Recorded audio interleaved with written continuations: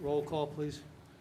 Jeff Renahan, First Ward. Bill Carlos, Second Ward. Jessica Lopez, Third Ward. Michael Safone, Fourth Ward. Matthew Wolver, Fifth Ward. Ann Schuster, Sixth Ward. Felicia Salvatore, Town Clerk. Jim Nelson, attorney for the town. John Baisley, Town Supervisor. Welcome, everybody. Tonight's Committee of the Whole Town Board meeting combination. We have two presentations tonight. One's Raymond Avenue School Project, and the second one's a Hudson Heritage Project. And items on the Town Board agenda are 1 Dutchess Avenue, a public hearing, which will be adjourned to another date. Appoint Philomena Mizio as a school crossing guard. A lease with Axon Enterprises for police tasers. Appoint Sarah Keith as a part-time typist of the court. Authorize the supervisor to sign Eastdale Water Service Agreement. Waiver liquor license. Time period for Planet Wings Pizzeria Bureau. Appoint Vanderwater and Pedersen versus the town. Supervisor extension agreement with the county municipal water storage.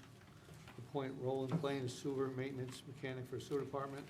Authorize the supervisor to sign an agreement with General Code in regard to the municipal program for the building department. Authorize bid advertisement for Higgintown Pump Station. Accept the 2019 minutes. Award Wilbur Boulevard and Spring Street generators purchases. Notification of following claim to be referred to legal. Palmetier versus the town. And 5 special consent items. A notification of delinquent charges in Dutchess County. The 40th annual Pete Sanfilippo Memorial Holiday Run will be held on December 7th. Waive a 30-day liquor license for Sugar and Spice. Accept the resignation of Scott Freeman, court attendant. 5, resolution of Hudson Heritage Lead Agency code changes, and then we'll have committee reports after that. Make a motion to suspend the rules for any item that's on the agenda. So moved. Those in favor? Aye. If anybody would like to discuss any item on the agenda, feel free to come up now, and please limit your comments to 3 minutes if possible. Sir, Mr. Beretta, come on up.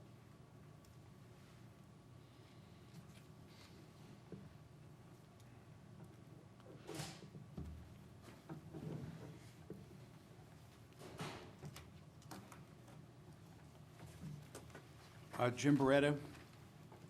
I'm a resident in the town and in the Arlington Fire District, and I've been before the board once before when the Raymond Avenue redevelopment project was on the agenda, and there was, I brought up some conversation about the proposed pilot. So I'd like to ask the board if there's been any new numbers or new proposals for the pilot or any discussion. And I just want to say that since I was here last, there are some members of the board that are promulgating this idea that any taxes for the fire district is good. You're getting nothing now because it was a school, and anything is better than what you had. That is wrong.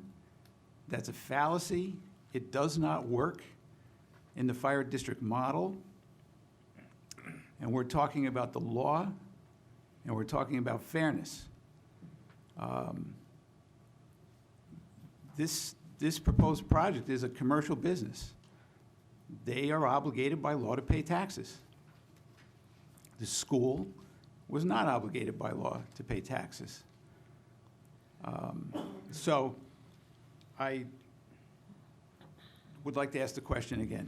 Has there been any new discussion, new numbers, new proposals? Jim, they will be presenting their case momentarily, their first presentation. So there is pilot information in this presentation? Yes, there is. Okay. All right, thank you. Thank you. Anybody else? If not, a motion to resume the rules? Second? All those in favor? Aye. Raymond Avenue School Project presentation.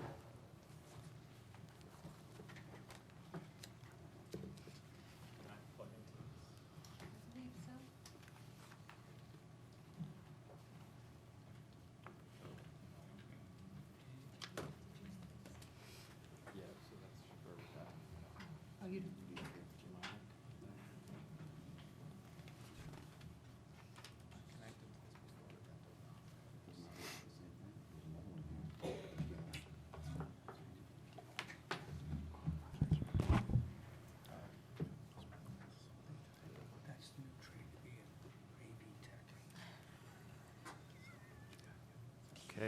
Good evening, everybody. My name is Jacob Reckis. I'm from Arthur May Redevelopment, and here to present about the pilot. So, first off, each one of the members should have a packet. Fantastic, and a copy of that is on the presentation slides, which I'm happy to go through.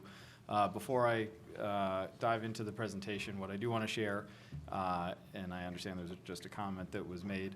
So to recap, we have been at this process for 3 years.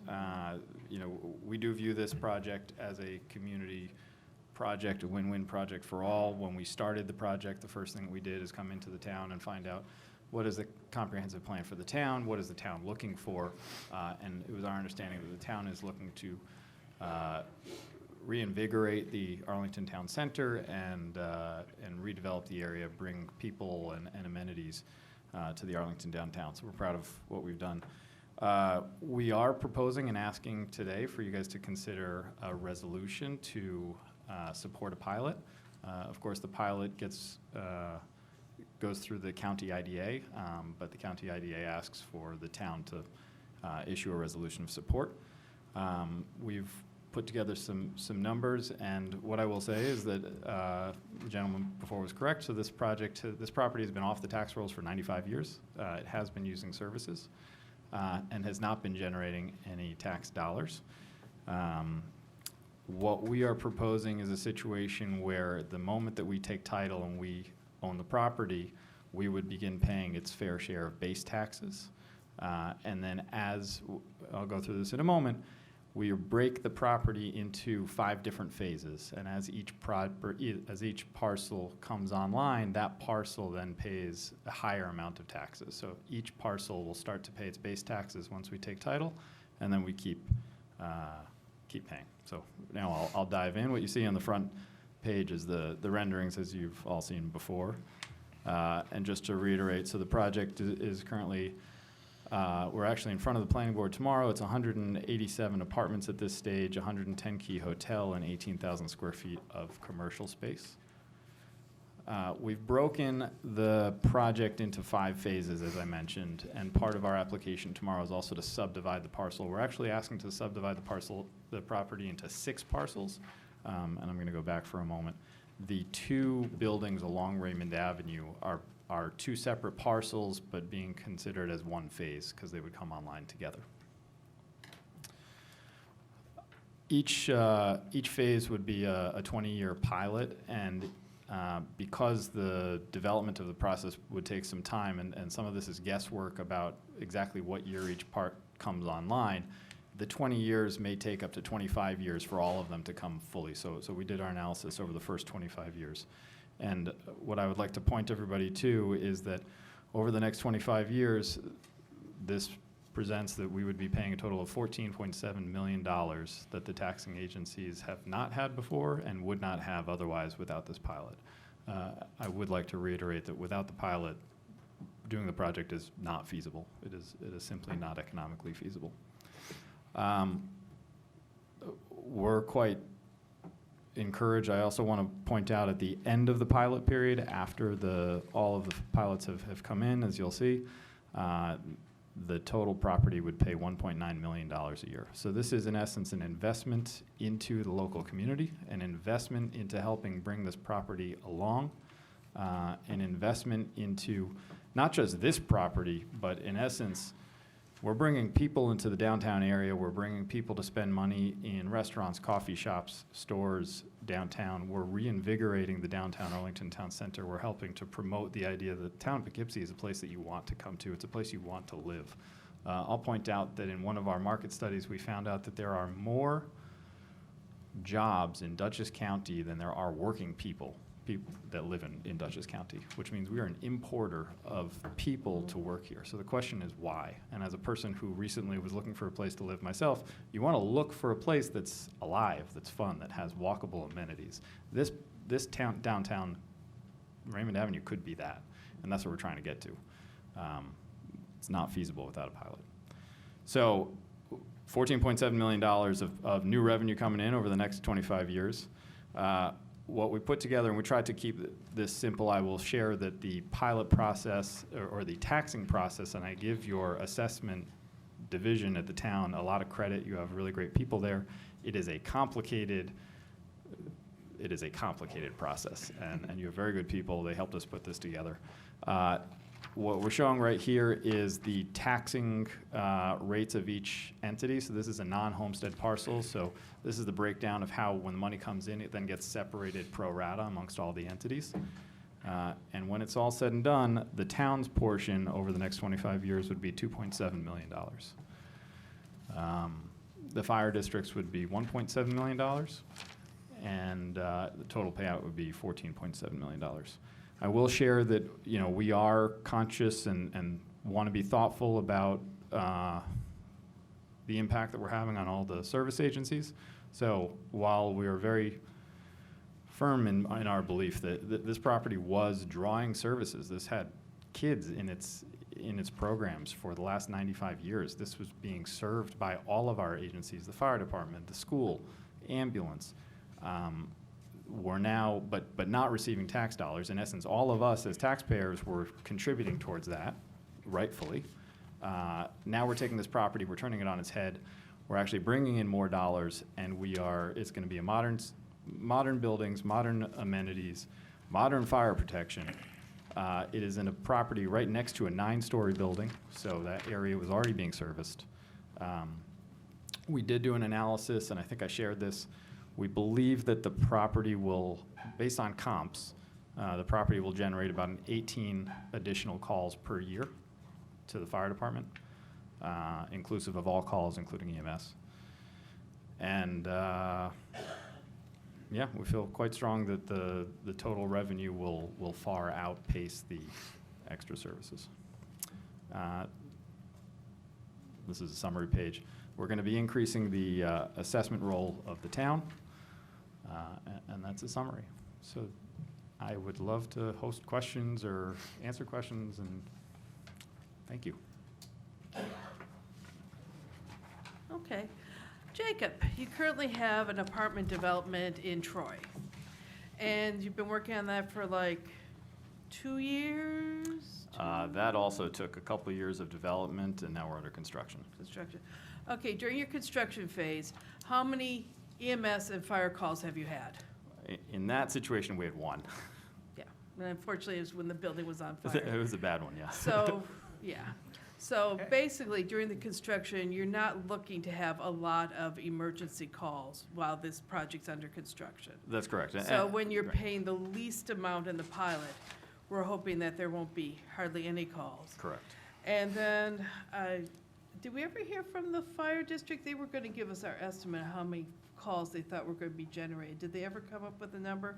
Because what was your estimate of how many calls you think it's gonna generate per year? Keeping in mind that this is not assisted living, this is not a nursing home, this should be a relatively healthy population there. We estimate that there will be an additional 18 calls to the district, Okay.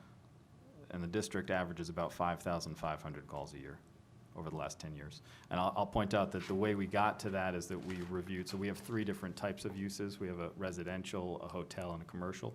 So we looked at a hotel, the Marriott Courtyard, and looked at their average calls over the last 10 years. We looked at retail in Chestnut Ridge, looked at their average calls over the last 10 years.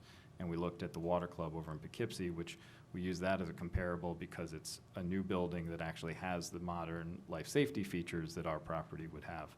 The other 2 properties are older buildings, and so the expectation is that our hotel and our retail are going to have newer amenities. We did meet with the fire department.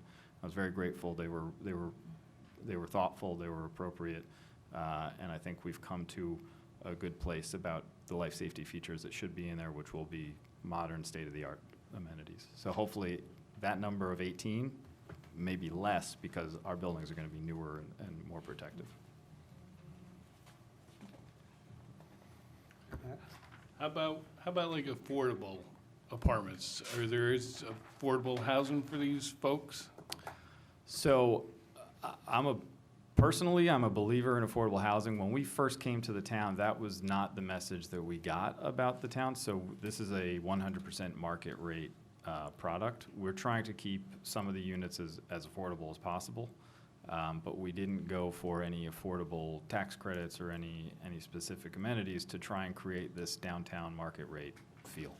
Yeah, Because and- I can see, I'm sorry, I can see, like you said, where pilots, like you said, can assist with apartments to keep the costs down and make it affordable, you know, but I do agree with others that, like I said, the commercial aspect and pilots, you gotta start thinking about, you maybe building stuff that maybe that you can afford where you don't need to look for the assistance.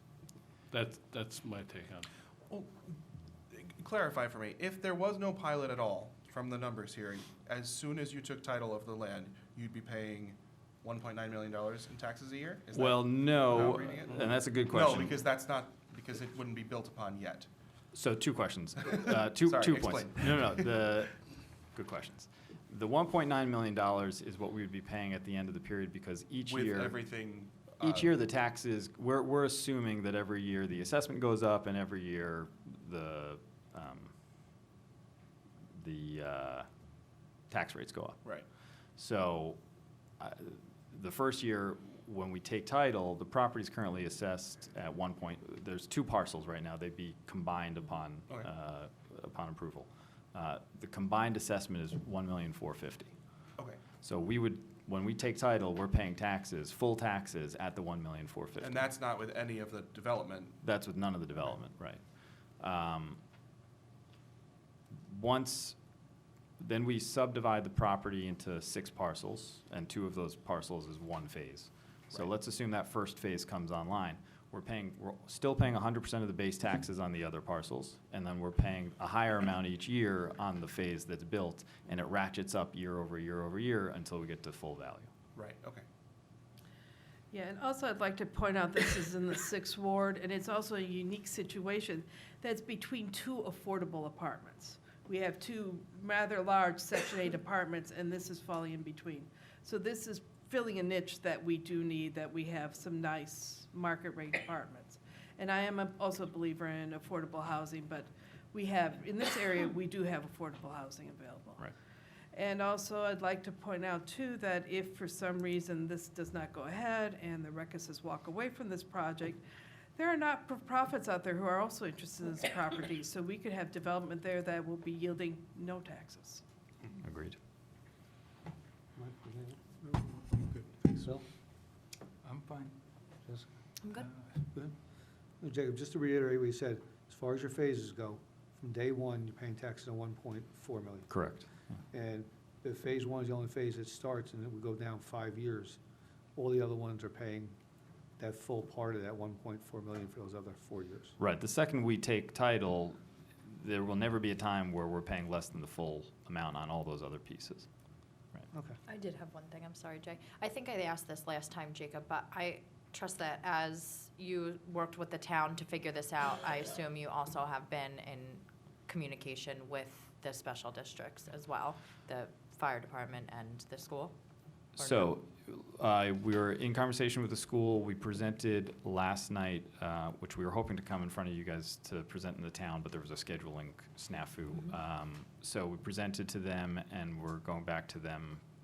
We wanted to give them time to process, and want to give everybody here time to process as well. We've met with the fire district. I've met with the chief a number of times. I've met with the chief about both the pilot and the life safety issues. Our understanding is that they get it. I think everybody wants to make sure that they have revenue coming in the door. By our calculations, and I don't want to speak for the fire department, by our calculations, the fire department will make money on this project, in essence. I mean, if you look at the cost per call, and you add 18 calls, that cost doesn't go up as much as the amount of the 1.7 Revenue, over yeah. there, yeah. Okay. Yeah. Order. Jim, he's speaking. Jim, he's speaking. Jim, he's speaking. If I might, Jay. I spent a while with the assessor's office so I could clearly understand how this works. Mhm. When you close on this building, you start paying taxes. Correct. That never goes away. Correct. Yes. There's no reduction in that tax. The pilot doesn't attach. There's nothing. Correct. So for 2 years after you're closing, you pay all the bills, you Mhm. pay the taxes, and you don't even start building yet. Then let's say it takes you 2 years to build the building. When you get a CO for the building, the pilot attaches. Mhm. but it does nothing to eliminate taxes. Correct. It reduces the increase in the taxes. Correct. Now, if I read this right, the income to the fire district over the period of time is $1.7 million.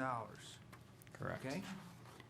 So if this fails, I heard you say you require, it's not profitable without a pilot. Mhm. And I heard you comment, it's like an investment by the community in the project. I understand that. But if you couldn't get the pilot, you'd walk away. Yes. And that would cost the Arlington Fire District $1.7 million over the next 20 years. Yes.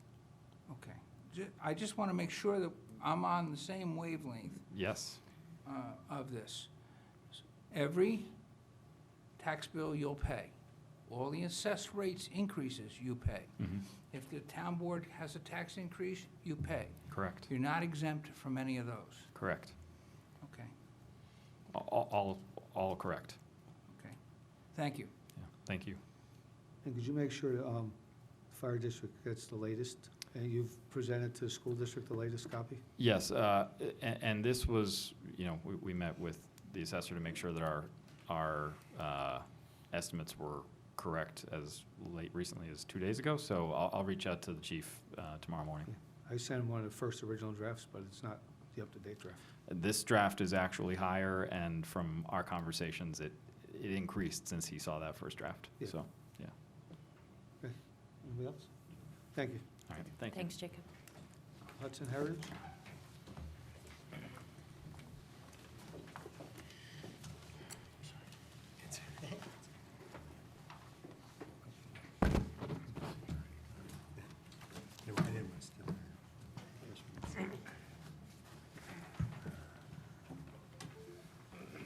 Mr. Supervisor, if you want, I can kick us off while they're all getting ready. Or I don't know. Go ahead. Yep, okay. Just good evening, everybody. As you know, Well, Dave, just so Oh, everybody doesn't know, Yeah. this is Hudson Heritage Project, which is opposite Marist College, the old psych center property. okay. My name is David Cooper from the law firm of Zarin Steinmetz. I'm serving as the special counsel, special land use counsel to this project and to the town. You may remember me from a couple of years back, but the process has moved on, and now we're back before you. The applicant has submitted a request, sort of an omnibus request of certain, and that the board takes certain items, certain actions, and I'll take you through each one, one at a time in a second. But just to give you background, if you remember, in December of 2017, this board, serving as the lead agency for SEQA purposes, adopted a finding statement after a long EIS process, also issued development master plan approval to the applicant for the site, and also adopted certain rezoning for the HRDD district. After those steps were taken before this board, the applicant moved on to the planning board, received in June of 2019 approval for a modified development master plan, as well as preliminary subdivision approval and site plan approval for phase one of the project. The macro level details have all been taken care of by the town, and now we're into the micro level details, which is both before the planning board, but also some before your board as well. Most of these deal with infrastructure, sewer and water, certain tweaks to the zoning to reflect actual users for the site, because I believe, as the applicant will tell us tonight, they are now identifying actual users, and so there's some tweaks to the zoning code that's required. The omnibus submission that is before you is asking for essentially 4 items, and I'll take them not necessarily in the order that they're presented, but quickly in the order that I think we're going to be dealing with them tonight. The last one being the sewer district, which I think is really the largest issue on your plate, but don't want to skip over everything else. The applicant is asking for authorization from the town to construct new water lines within the existing water district that's serving Hudson Heritage. Because the district is already formed, this would be a no-cost improvement to the water district, because the applicant is going to be constructing the water lines, but wanted to make sure that there was authorization from the town to do the improvements. They are requesting an amendment to Chapter 89 of the Town Code, which is your economic development incentives. So the town's economic development program, which was enacted pursuant to Town Law 45B, does to induce certain types of development and give tax incentives to certain types of uses within certain areas. They are asking to add the HRDD into your list of qualified geographic areas to receive tax exemption, but limit it only to a hotel use. So that's number 2. Number 3 is they've submitted a request to adopt certain discrete amendments to the zoning code for the HRDD regulations to reflect user-specific issues that have come up now. They're going through the nitty-gritty details, including allowing senior living facilities in the HRDD, confirming that floor area does not include, at least in the HRDD district, space used for walk-in freezers, and also allowing outdoor entertainment and outdoor seating and certain hours of operation that is not clear in your code right now would be allowed.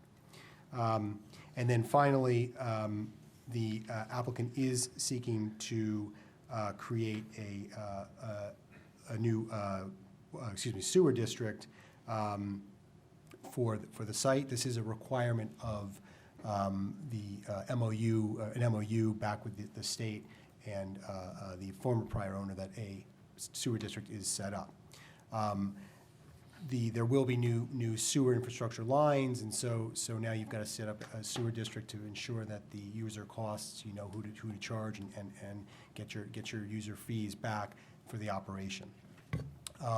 The issue that makes this atypical, I would say, for this board is the applicant is proposing that the town undertake the construction of the sewer lines using a grant system from the state, and I think the applicant will take us through that, but using a grant from the state, which would allow the remediation of certain sewer spills that have gone on at the site because of the lack of maintenance by the state many years ago, but would also allow for the construction of new lines. The grant program would allow first a short-term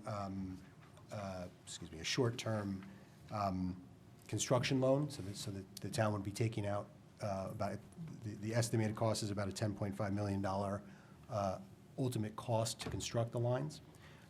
So the town would be taking out a short-term construction loan, which would then, upon completion of the sewer lines, be converted into a long-term loan and amortized over a 30-year period. If that were the case, then the part of the sewer fees that would be charged back to the district owners, all the owners of property within the district, would include the debt service that the town would be taking on.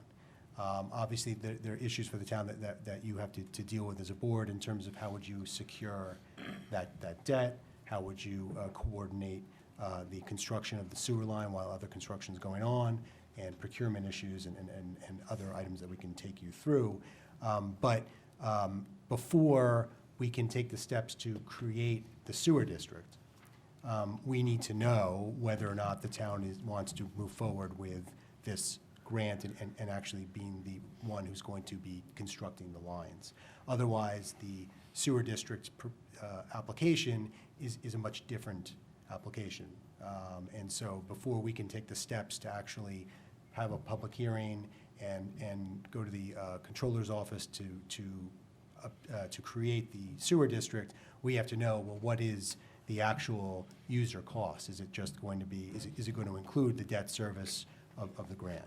And so therefore, I think tonight, the main purpose of what we're going to hear is going to focus on the need for the sewer district and the town being the ones to construct the sewer and take the grant, as well as the securities that the applicant is offering. So at the end, there are some housekeeping items for the board to take on your agenda, I think later on at night, not related to the sewer district, more related to the petition for the rezoning. Because under your code, of course, when a petition for rezoning is received, you then need to refer it to the county and refer it to the planning board. And so that's on your agenda for the rezoning. I assume that tonight is mostly going to be spent on the sewer district and more precisely the grant, the request that the town take the grant out and be the one to construct the sewer. So I think before answering any questions, it's probably better to hand it over to the applicant to take us through the presentation, and then we can answer any questions you have on all four of the items. Thank you. Gentlemen?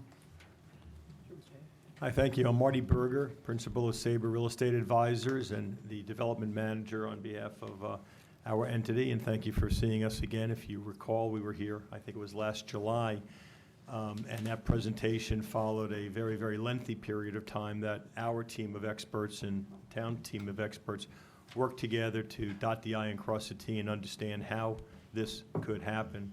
We have an opportunity collectively to receive a low interest rate loan in order to make the sewer system new and replace the system that is failing, has failed for many decades, and to assure that the Hudson Heritage Project can continue forward.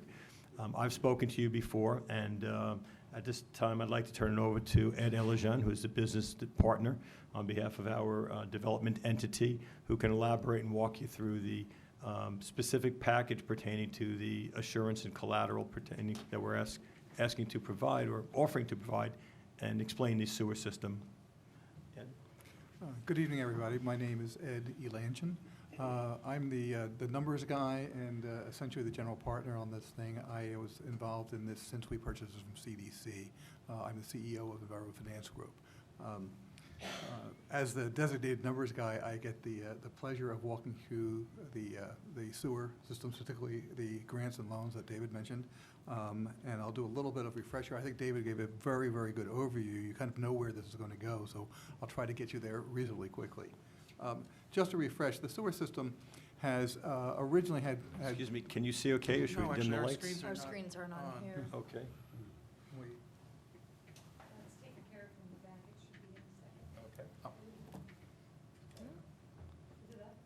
No. Coming. It's on its way. Let's go. There it comes. Let me know when you can see something. Yeah, we Have you got got it? Okay, I hope you can see color. Yeah.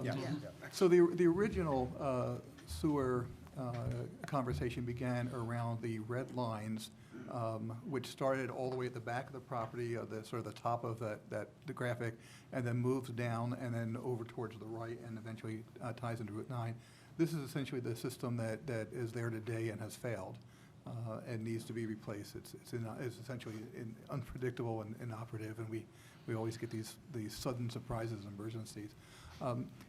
In going through that process with the town over the last year with the town staff, and looking at this thing, we decided that it was better to have an all-inclusive solution for the entire site, partly because that way we put the most collateral into the sewer district. The most property is everything we own. It's the entire site is in the sewer district, and it accelerates the development of the northern parcel if we do the sewer mains in the blue to the top. Now, in the blue, there are no existing roads. The town, if they do this construction, will not be putting in the roads. You're only replacing roads that are there today in the red area. The blue is just the sewers themselves.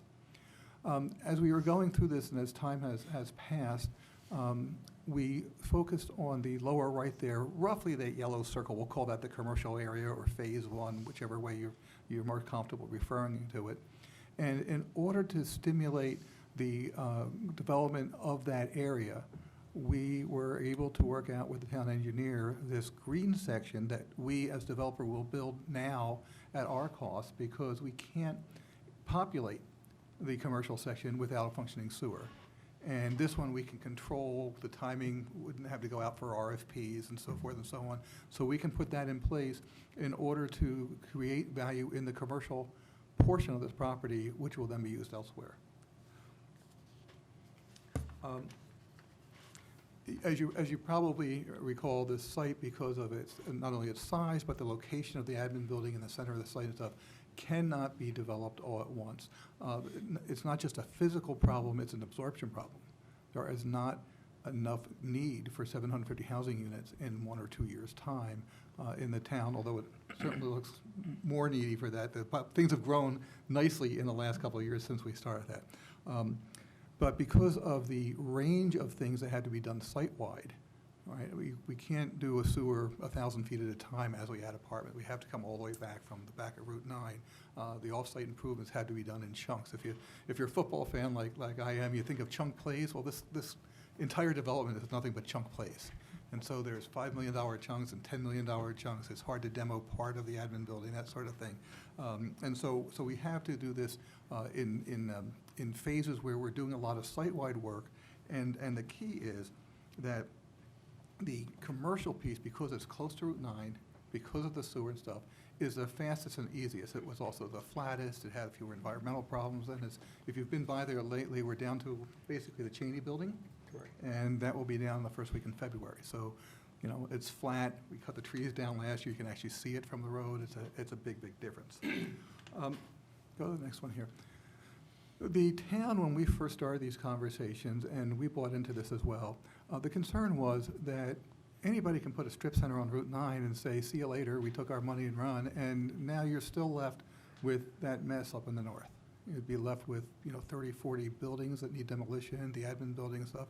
And so in our original secret negotiations with the town, and through today, right, the issue had been, how can we make sure that you don't get left high and dry with the undeveloped north parcel? Somebody comes in, does the commercial, what's now turned the commercial piece, it used to be just the south parcel we talked about, and walk away. And we said we wouldn't do that, and we've contracted ourselves with the town in ways to link the two, okay? And we intend to fulfill that. So we are using the commercial piece. The value creation commercial piece allows us to raise loan money to work on the north, okay? So we're borrowing against the commercial piece. Rather than drawing the profits out, we're using that to do things like site-wide soft costs, all right, which are up over $10 million now. The demo of the south wing of the admin building, off-site work, stabilization of the admin building, utilities, the Great Lawn, all these other things that really don't directly generate revenues, but have to be done to make the whole site work, right? So doing all that stuff has to be done in order to make the northern portions of the site viable. Nobody's going to want to go by the admin building the way it looks today, and the Great Lawn the way it looks today, and say, boy, I can't wait to build up here on the north parcel, or I can't wait to live here, or whatever. So we've got to get that center core of that site restored and cleaned up and put to productive use, and do some placemaking, create some traffic flow to make this all work. I saw you nodding over there, and so I appreciate that. It's really hard to get people to sign leases if they don't know they're going to have sewer service. They might have a little problem getting a certificate of occupancy, and so this has been kind of our dilemma, right? The sewer service is a prerequisite to getting the tenant leases, right? And the leases are prerequisite for financing because the lenders are lending against the income from those leases. It's not really the land value because it's a to-be-built. These are construction loans, so they're looking at the leases, right? We've had this problem with a hotel operator, for example. They're willing to buy the property, they're going to close on it, but their money in will be absolutely minimal until they've got a working sewer. It's kind of hard to run a hotel or frankly any other business without it. And that's the circle we keep finding ourselves in, okay? Can I just extend on that one moment? Sure. At this point in time, we not only have a hotel letter of intent for the left-hand side of the administration building, but we have another user with a letter of intent for the left-hand side of the hotel, and we have another letter of intent for a user on the right-hand side of the hotel. We've actually gone out and done what we said we were going to do, which is to generate uses for the north. I've also, as you know, as we've talked about it before, have been well under our way to finish up the plans for the restoration of the administration building. So we are well ahead, but each of these letters of intents come down to the same question: when will the sewer get there, and how can we as a user, a hotel or independent living, start our financing and start our work without knowing definitively that the sewer is going to be there? and that's been a problem. That's where we are. So if you think about that slide that had the yellow circle, right, other than that yellow circle, which we can and are going to do ourselves in the near term, right, the rest of that sewer is kind of a chunk play. You've kind of got to do the whole thing, and that's that $10.5 million, all right? The real question is, how's it get paid for? And the natural question you should and must ask as a town in doing your due diligence is, this is a private development, why is this not a private developer responsibility and cost? And the answer is, it is. We're just trying to figure out in which manner we're paying for it. Because even if you do a sewer district, right, the town is going to tax us, and I'm still going to write the checks. I'm just going to write them as sewer taxes, as benefit assessments. But ultimately, that money is going to be paid by me. The key here is to make sure that it's always paid by me or, the tenants or townhome owners or whatever, and not by the town. So the town would be an intermediary. But let's go through the private portion first. The basic issue here is there's only so much value we can create at one time and only so many places where you can redeploy it, right? So as we essentially rob from Peter to pay Paul, as we take the value creation of the commercial piece and we put that money to work in the north, we can put it into demo. We can put it into clean up the admin building. We can put it into the Great Lawn. We can put it into sewer. We can do any number of these things, but we can't do all of them at one time, right? If we break the commercial piece in phases because we have to set aside money from the construction loan for the sewer, right, we're going to have to spread that development out. I've said in this slide 18 to 36 months. That's a guess in this economy. Now, we had a great run in the economy. We all hope it continues forever. We know it won't continue forever. 18 to 36 months could be longer. I doubt it could be shorter. The important point is that the property taxes generated by this whole development are $8 million a year. That's property taxes, that's not the sewer, right? So even if just the commercial, which is roughly half the value, is built, that's $4 million a year of property taxes. So if we have to slide this thing back, the lost property tax revenues alone will exceed the total cost of the sewer system. That's a choice, okay? It's a choice we hope that both of us can come to the same conclusion on. May I just add explain the net swing of over 15 million? Oh, okay. So the net swing of $15 million is twofold. You've got the dual problem of the cost of the sewer system. Now, our cost would be, on one hand, lower than the town's because we wouldn't be required to pay prevailing wage. So we're estimating our cost would be about 20% lower. So let's use $8 million. On the other side, our interest costs would be about $300,000 to $500,000 higher per year because we wouldn't be borrowing at the New York State AAA tax-free rate, and we wouldn't be getting interest forgiveness as a grant. So you've got those two things on the cost side. The other thing is that as we add operating expenses in terms of debt service to this project, it makes less borrowing available. So our costs go up, and yet my debt service coverage ratio means that my loan capacity goes down because my expenses have gone up. I'm covering a bigger portion with debt not related to rental income. All right, so I lose on both sides, higher costs and lower income at the same time. And specifically why that is that our tenants pay a net rent. So if we paid the sewer out of our pocket, we would have to borrow it, which gives us less availability to build buildings. It gives us less income, less value. If we implement what we're proposing here tonight, it's a sewer tax. The tenants pay that above and beyond. So we can use the full value that we're creating in a net lease structure to borrow against to build buildings and take that value and roll it into the north. And the tenants pay above and beyond the net rent, the sewer tax. Without the program we're talking about here, we have to pay basically the sewer tax out of our net rent. So it reduces the amount of money we have available to borrow, to build, the value to put into the north. Let's talk about the public funding option. The Clean Water Revolving Fund actually came up a couple years ago in conversations between the Department of Mental Health and ourselves and DTS, NISDEC. Sorry, I was just in California where it's DTSC. I apologize. Trying to figure out what to do with the failing sewers. This goes back about 4 or 5 years, right? And somewhere along the lines, I always said, you know what? There's this Clean Water Revolving Fund money here that's available that could help us solve this problem without having to go to the Department of Mental Health, which really doesn't have the money for this, without having to go to the town, blah, blah, blah. You know, this is probably a great solution. It's just perfect for something like this. As David mentioned, there's actually three parts to the Clean Water Revolving Fund, okay? The first part is a construction loan, all right, obviously during the construction period. It has a single debt service payment one time during the construction period. The construction loan then converts into a permanent loan, all right? The interest is based on the pass-through of New York state AAA municipal bonds. And you may recall about a year and a half ago or so, the town authorized us applying for an intended use plan that gave us a high enough score that we qualified for 50% interest forgiveness. We, actually the town, because the borrower has to be the town in this case. So that's the third piece of this, is there's essentially a grant that forgives 50% of the interest. So you already got a AAA tax-free rate, and now you're getting 50% interest forgiveness, which actually works out to more than the savings, more than the incremental cost of prevailing wage. So it's actually a good deal all around. We get to employ more people, we get to use union pay scales, and at the same time we have a net savings on interest. Right?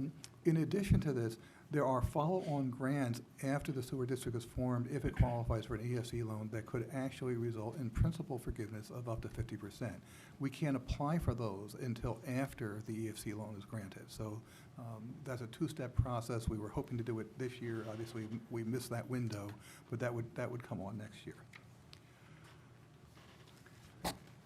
As David pointed out, the issue is that the town is the obligor on this EFC loan. The town is the borrower. The town is responsible for the debt service. The debt service works out to about $240,000 a year. That would be then passed through to the property owners, and as we subdivide, each parcel would get a tax bill, a sewer tax bill, and in addition to their use charges that they would normally get from the sewer district, they would also get essentially a benefits assessment, the benefit being the cost of construction of the sewer district. So that's $641,000 would be apportioned to each property based on a formula that's pegged to the tax assessment each year. Actually, it's a tax assessment at the completion of the sewer district. I think we said with the town, for ease of implementation, and we also work with the town's tax assessor, once the sewer district is formed and the sewer is installed, the change in the assessment will be the measure of the value that was created by the sewer system and would be apportioned, and that apportionment then would stay fixed, except when we do further subdivisions, we would have to break things down into smaller increments as we go. No one subdivision, as in the site plan that now has its temporary approval, no one subdivision would be responsible for more than $100,000 a year of debt service. They're all smaller increments of that. Like property taxes, if a property owner, and let's assume down the road it's a series of individual townhomes, maybe it's an assisted living operator or a hotel that buys a piece of land, if they don't pay, the remedy, just like in property taxes, is foreclosure. That's the town's remedy. And the risk, of course, besides the inconvenience of the foreclosure, is that the collateral value isn't there. Now, we had these conversations with town staff about being in the real estate business, and my answer was, you're already in the real estate business, because if they don't pay their sewer taxes and are going to let you take their property, they're probably not going to pay property taxes. So I don't see those as being separable things. It doesn't make sense that somebody would let you foreclose over not paying $100,000 a year, but they would still pay the property taxes. So you're kind of going to be in the same boat either way. Okay. Be that as it may, the real issue is still, why should the town have its neck out? It's one thing, and we would appreciate your help in using the structure and the accommodation, but we don't expect, and you shouldn't expect, and you should demand, that the taxpayers outside of the sewer district do not bear any of those costs. So what it really comes down to is, okay, how can we do this and meet that standard where nobody else outside, right now, I'm the only person in this room who's going to pay for this. And that's the way it has to stay, unless I sell a piece to somebody someday. But it can't go to anybody else. That's the basic deal, okay? And so the real key is, what financial mechanism will protect the town that if that debt service bill comes in and that tax bill didn't get collected, what happens? So what we've worked out with the town, we've talked about this with them, and we've tried different variations. I think what we all settled on was, we will put either cash or a letter of credit, and frankly, it's probably just gonna be cash, because you end up in the same place. But anyway, something that the town can attach immediately, that when a debt service payment comes due, and there's any shortfall in those taxes, that you would just draw from that account to meet the debt service requirement. We would keep at least 1 year of debt service in there at all times. We would guarantee the payment of that interim construction. I mentioned there's one payment due during the construction loan itself, okay? And we would continually replenish that, so there was always a 1 year buffer, okay? Ultimately, the guarantee would fall off when you have buildings, you have improvements, so that you're not in the raw land business looking to the raw land to recover, right? Once there's, tens of millions of vertical construction on this site, people aren't gonna lose their buildings over a $100,000 sewer tax bill. So the risk period at that point, goes away. And some of that will be upfront. Some of it will actually occur before the sewer loan even becomes a permanent loan, because the commercial piece will already have buildings on it and will already be occupied before the sewer would actually be operational and the permanent loan's first debt payment would come due. But some of the pieces, like the north parcel, is going to take longer. And so we would expect that this escrow would slide down as there's more value, more buildings, but some of it's going to stay out there because that north parcel is going to be out there for a while. Okay. The guarantee is that you don't come out of pocket for debt service. It does not require you to foreclose first. This is not I'll cover your loss, your ultimate loss. This is upfront, right? You got the money, you draw from this fund. Actually, we probably arranged, you could draw from the fund immediately, so you don't ever have to actually write the check without having to deposit the same day. That's really our proposal. We hope that you'll consider it. We're more than happy to work with other structures and other ideas. I think we are very committed. I know I'm very committed, and I'm the one who signs the checks, so that's the best you're going to get. We're committed that the original, if you go back to the MOU, the original provision that David mentioned about the sewer district was there would be no net cost to the taxpayer. Now, I would submit that $8 million a year property taxes is helpful, but when we say no net cost, I think we all intend and we expect that you would demand of us that it means just looking at the sewer itself, no net cost, without counting the other economic benefits. And we're prepared to do that. We've got a structure that the town staff is happy with. We're happy to work with you on variations or thoughts on it, and we would propose that agreement be one of the documents that would be put in place upon the approval, or coincident with the approval of the loan and so forth. You wouldn't be in the position where you ever are a borrower without that already there. It's been a pleasure working with the town. I just want to take a moment to say thank you for years of progress on this thing. I mean, it's amazing to look at that now. Just the absence of the buildings is exciting. It's going to be a lot more exciting in another 12 to 18 months. So thank you very much. Thank you. Jeff, you got any questions? Bill, this time? Yes, a couple of questions. Sure. Basically, you're asking the taxpayers of the town of Poughkeepsie to underwrite and take a loan to build a sewer district on your property. Correct. How do I explain that to the taxpayers who voted for me? Well, I apparently didn't explain it very well. No, First you of did all, pre- they you would get did- $8 you million. did explain it very well. Because it would be guaranteed by me. Why my aren't company. you doing the sewers yourself? I think I explained. I'll be happy to do that if you'd like to wait 8 or 10 years. Okay, so you're saying it's your way or the highway? No, I didn't say that at all. I'm the one who's got $30 million in this thing, not you. So I'm committed to this property. And I committed that we would not walk away after developing the south, that we would tie it to the development of the north. We had to do that. But putting $50 million in, which is where I'm going to be, because the $30 million is just on the commercial, that's not counting all those other offsites, is a pretty big chunk. Up until now, you guys have not had much success in 20 years with a lot smaller numbers. So I think I'm doing my part, to be honest. I I think the challenge is, the explanation The big is that problem you I have security. is asking the taxpayers in the town to stand behind you. And from your description as to how you do your borrowing Mhm. against each other, it sounds like it's almost like a house of cards. And if you lose one thing, you could lose several other things. I'd be happy to spend time with you on that, but from the town standpoint, okay, debt is not bad for you, because if there's debt, then the lender is going to keep foreclosure from happening. If you have a home with a mortgage on it, for example, and you don't pay your property taxes, the lender will pay the property taxes, and then they will take your home. But they won't let it go back to the town. Okay? If there's $100 million of value in buildings, and it's $80 million in debt and $20 million of equity, and for some reason, the property value goes down where I don't pay the taxes because it's lost more than $20 million, the lender isn't going to lose $80 million. They're going to pay the taxes. Okay, so you're asking us to commit town taxpayer dollars to guarantee the loan to support your program for that piece of property. No, I'm asking the town to get in between my guarantee and the loan. Okay, but if we don't apply for the loan, this plan can't work. Correct. So the town is the funding mechanism, the guarantee is coming from me. I said we'll put it in cash. I can't do better than that. To clarify, we as a municipality get much better terms and grants and all of those benefits on a loan. Right at face value, we don't pay, private borrowers pay a higher interest rate than we would as a government entity. So like that's before any of those additional programs. So come you're in. guaranteeing to pay us, and then we pay the loan?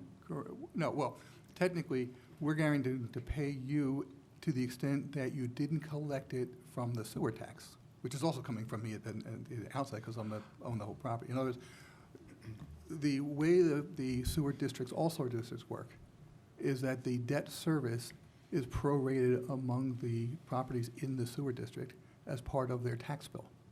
Okay. And if they pay their tax bill, those proceeds then are sufficient to pay the loan. I might not have been clear, maybe it was my point, but with the sewer district, typically, you're charging fees to Right. the owners in the district Right. for maintenance and operation and other costs, just to operate the sewer lines. If there's debt service that's also associated with that, That goes beyond what we've then collected. your fees would That's be up. what the But- escrow fund is for. And I think what the applicant is saying is, but look, I'm the one I own the property, so you're gonna charge me back the debt service as well as the operations. So what's the scenario where the town gets hurt by this deal? The scenario is that the town exhausts the escrow. Well, first of all, obviously, some property owner doesn't pay the sewer tax. Okay. Okay, so that has to happen first, because if they pay that, you have your debt. They don't pay the sewer tax, right? You've burned through the escrow, there's no money left in the escrow account, so whether we've gone through a year or two or three of delinquent taxes, right? You foreclose, and the property is worth less than the amount of the debt. That's why I point out, no parcel has more than $100,000 of the tax bill, Right. all right? And so, even at my purchase price in 2013 or so, the parcels are worth more than that. But, liquidating land, especially without a sewer, is hard. It'll be easy for you once there's a sewer there than it is for me now. I've already pumped $30 million into it, so I obviously think that it's worth more than the $10 million in debt. But that's, the scenario would be, you had to foreclose, okay, and the property wasn't worth it. This is why the release of the escrow on each parcel should be tied to the existence of buildings or value. You could do it based on assessed value, you could do it based on certificate of occupancy, whatever, because, once there's a building there, you're talking about value that's 30, 40, Investment. 50 times the Right. amount of the tax bill. Right, so it wouldn't make sense for It's them the to raw default on it. land that is the riskiest piece of this, right? Because when there's raw land and, there's nothing around it yet, or the admin building, we abandon this thing, that's the risk. The risk is heaviest in the early going before buildings exist. May I add something to that? We are ahead of this project, the sewer project, in terms of the commercial component. Right. We were hoping not to be so far ahead. We were going always to be ahead, but now we're well over a year ahead. And that's why we created the vehicle, the temporary sewer line connection, in order to get the commercial up and running. By definition, before you put a shovel in the ground into this proposal, the commercial buildings will be up 153,000 square feet roughly. We are putting in significant equity and we are borrowing a normal amount of debt from an institutional lender. In addition to that, our supermarket arrangement is a land lease, where the tenant is putting up another $20 million. Collectively, it's probably about $80+ million of collateral there. You have all of this equity ownership, and you have the lenders, multiple lenders, interested in protecting their assets. So not only do you have the valuation, but you have various interested parties to make sure that the sewer tax bill is not paid. And as Ed said earlier to Trustee Carlos, if the sewer tax bill is not paid, we have a bigger problem because there's a real estate tax ahead of it. You have the power, in fact, to enforce that directly to the property owners and the lenders. The lenders will always step up and pay you because who wouldn't protect 60, 20, 30, 40 million dollars of debt, which is also protected by the equity, merely by paying a real estate tax bill or a sewer tax bill? Just a step back, the advantage to us to do this, and Marty did put one, we are not putting extra layers of debt here. There's no subordinated debt. There's a construction loan. It's a 60% loan to the cost construction loan. That's pretty normal. That's the only debt on the property, all right? So when I talk about debt service coverage, it's that single construction loan. The benefits are that the city can, it's not only the town's borrowing rate, it's actually the New York State AAA. That's the pass-through from the Clean Water Fund. Tax-exempt borrowing rate, less the 50% interest forgiveness. So obviously there's a cost advantage. The other one is it's a tax. Okay, imagine yourself owning a condo. Would you rather pay a deductible sewer tax, or would you rather pay it in property owner association fees? Okay, the third thing is because it's a tax, you have a senior lien over the mortgage. Right, as you know, unpaid taxes are the prime lien. So it's the highest in the liquidation order. It comes before the mortgage lender, which is why mortgage debt isn't bad for you. That's money behind you that needs to protect itself by not letting you foreclose. Very much, it's the same situation as your property taxes. Just one last point of clarification. What we meant was we were taking from the north and, from the south and putting it in the north. That's our equity. We're taking the equity that we create and valuing and creating the value in the south. We're taking our created equity and then reinvesting it in the north. There's no transfer of debt. There's no movement of anything. The commercial center is ahead of you significantly. Construction loan will convert to a permanent loan. We will have created value and cash flow. We're taking that and we've committed it to the north, rather than taking it and moving on to another. So with respect to the my way or the highway, I'm taking no money out of that thing. I could take the commercial, sell it, put some profits in my pockets and wish you good luck, but that's not the deal that we ever had with the town, and it will never be the deal we have with the town. 100% of the money from the commercial sale or the commercial development, and because it's leveraged, because you'll convert the construction loan to a permanent loan based on the rent, is going into the infrastructure of the site. And I just want to add, we're not happy about that, but the fact is, That was the sorry to say, the only way that we That was can- before he came along. The only way that we could recoup all of our investment is by being successful in the north. Yeah. Right. We're underwater when we finish the south, and that's because of the fact that the south is absorbing the last 6-7 years of carry, all of the legal, all of the engineers, a significant off-site improvement, $12 million in the south of demolition, so on and so forth. We are negative, as we demonstrated to David Cooper at the request of, I think it was the Jim Nelson. Jim Nelson asked us to show David Cooper, Attorney Cooper, that we were negative with the South. So we sat down, we opened up our books, and we proved that we're about $12, $13 million negative when we successfully work for the next 2 years on the South. So we have to be successful in the North. The sewer in the north is as important, if not more important to us than it is to the town. You want to make sure you have a fully integrated community, that you have residents in the north. We want to make sure that we recoup our investment and maybe make some money one day. And it's only possible by getting sewer in the north and delivering the users that we have interest from today. But what this arrangement would do would be to speed up the timeline to get the north moving, Because which no is in everyone's best interest. No sewer means no financing Right. for, right. Right. Right. It means I have to wait until I get $10 million more from somewhere else freed Right. up. all right? And it's hard to free up money when you can't put people in buildings. Right, And your money's less expensive than ours. right. And your money is above my net payment. My tenants expect to pay real estate taxes. They expect to pay sewer tax. It doesn't come out of the rent that they pay me. It's on above it because they're net leases. We do this, and, you know, this program is just throughout New York State. This is not, I mean, it may be the first time the town of Poughkeepsie's been asked about this thing. It's not uncommon. And I've done this in other states where they have different forms of financing, but it all comes back to sort of the bonds and stuff. And the appropriate thing is to protect the taxpayer against loss. So it really comes down to not what you do, but what the protection is. What is the security or the guarantee behind it? That's really, and as a town, that's the appropriate due diligence for you as your fiduciary role. Okay, could you email us a copy of your presentation? I will hand them out as Oh, soon as that's we, even as soon as better, we are that's even finished. better. And If then you like old-fashioned paper. I love paper. And then my next question is, who is actually going to be building these sewer lines? If we go ahead and get the loan, are we responsible for the construction then? Or are you guys We'll responsible for oversee the it. construction? Well, this would go through a standard, because this is state money, so MWA requirements, MBE requirements, and so forth, government bidding procedures, you would go through an RFP process. Okay. You may or may not do it for the engineer, that's up to the town, but then the engineer will help you with the Okay. RFP and so forth. So it would be a town construction It'd be a project. town construction. Which is one of the And this is reasons. just the northern, the residential sewers. You guys are going to take care of the commercial?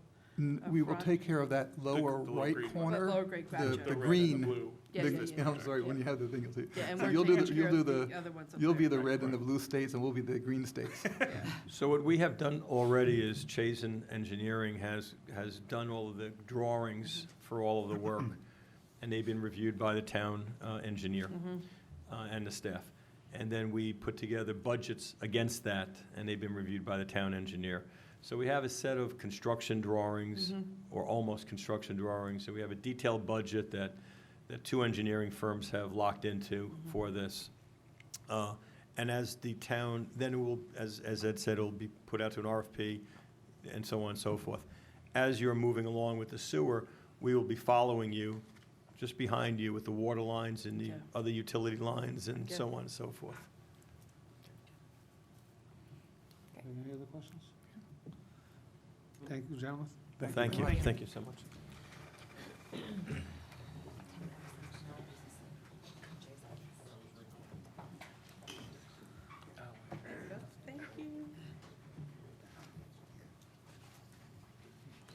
Thank you.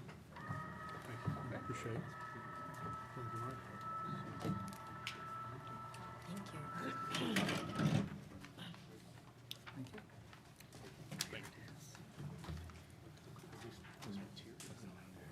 That brings us to the end of our presentations. No. First item on the, Yeah, no, I'm fine, Barney. Okay, thanks. first item on the town board meeting is a public hearing for 1 Dutchess Avenue, change the zone. Make a motion to open that public hearing. So moved? Second? All those in favor? Aye. Is there anybody here to discuss 1 Dutchess Avenue?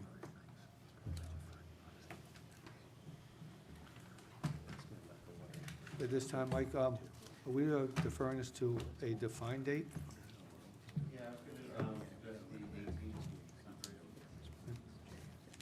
I'd like to make a Is that motion. for a final vote? Well, that's for the continuation of the public hearing, and then if we have everything ready, we would. We're still waiting for paperwork, Mike. I mean, Still doing no, paperwork. They're not done yet. We're not closing the public hearing. Yeah, so it would be for the continuation of the public hearing, depending on where we're at in terms of preparing materials, the findings, and so on that I've talked to you about before. We may or may not, we could be ready at that time, or we might not be. That's kind of still up in the air. We're working on it, but we're not there yet. Is there a particular reason why it's taking so long? We've needed some additional information from the applicant in order to develop the findings, because one of the things we want to make sure of, as you've requested, is that, all of the items in the findings, when in the past, when the town board did not approve the zoning, that we've addressed all of those. And so there's been information and communication back and forth between our consultant and theirs to get that information, and we've just now, as of the end of last week, I think, got all of the information that we need. So now it's a question of putting it together, sitting down also with Jim to look it all over and make sure that we're satisfied. So, And that's from the resolution this board passed, I don't know, 4 Couple years years ago? ago. yes, five? correct. Yeah. Right. So the work product then would be an itemized, go through that resolution and tell us whether or not they met or exceeded each one of those points. That's correct, and it also would be a finding statement, because no matter, in either case, we're going to need to, this board will need to adopt findings to make its decision. It's an involved agency, so, just like last time. Just like- Yeah. Okay. Okay. Anybody else got any questions? I'd make a motion to adjourn this public hearing until December 18th. Second. All those in favor? Aye. Motion passes 7-0. Brings us to the end of public hearings, presentations. Number 2, Jeff? Okay. Be resolved that the town board of the town of Poughkeepsie does hereby appoint Philomena Demizio to the position of permanent part-time school crossing guard with the town of Poughkeepsie Police Department at the salary of $10.94 an hour, effective November 26, 2019, which appointment is subject to a probationary period of not less than 8 nor more than 26 weeks per civil service law.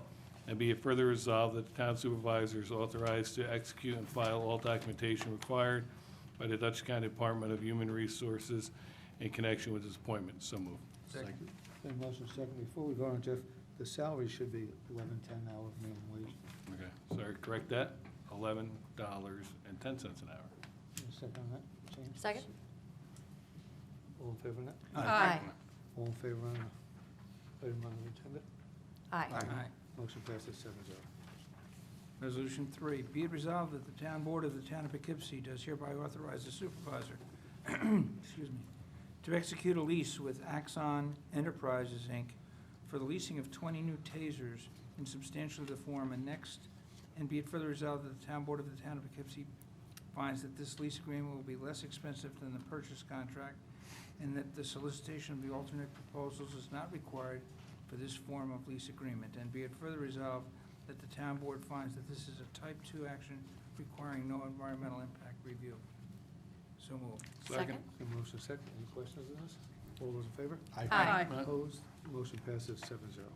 Be it resolved that the town board of the town of Poughkeepsie does hereby appoint Sarah Keith to the position of part-time typist, grade 4, step 1, with the Justice Court at the salary of $18.79 per hour, effective immediately, which appointment is subject to a probationary period of not less than 8 nor more than 26 weeks per civil service law, and be it further resolved that the town supervisor is authorized to execute and file all documentation required by the Dutchess County Department of Human Resources in connection with this appointment. So moved. Second. Then motion second. Any questions on this?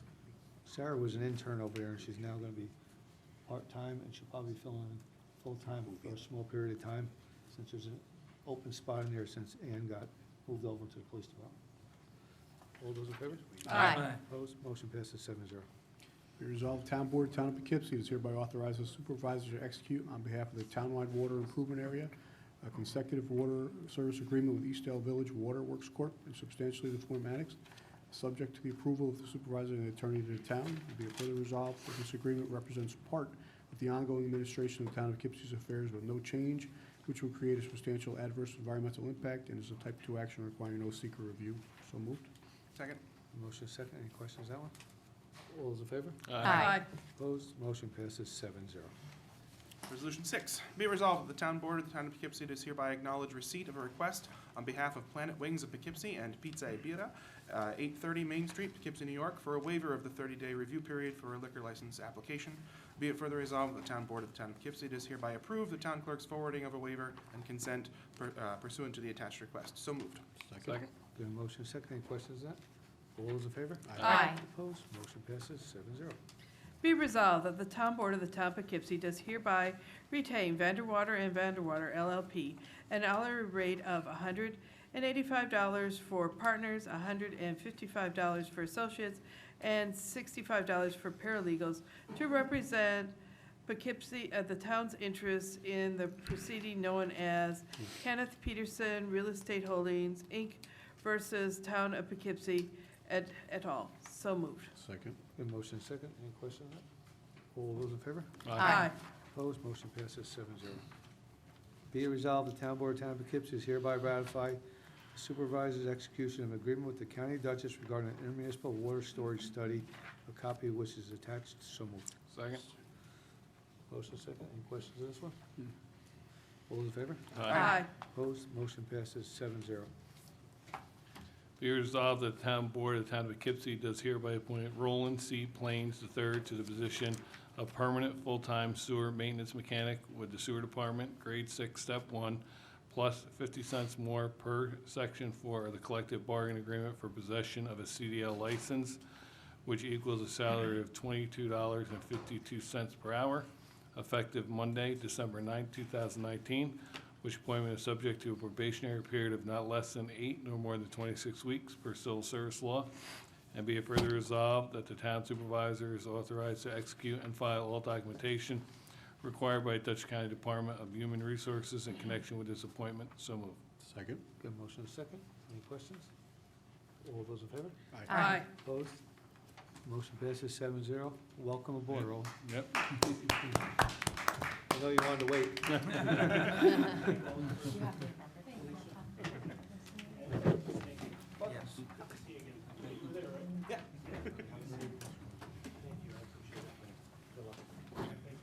Good to see you again. Good luck.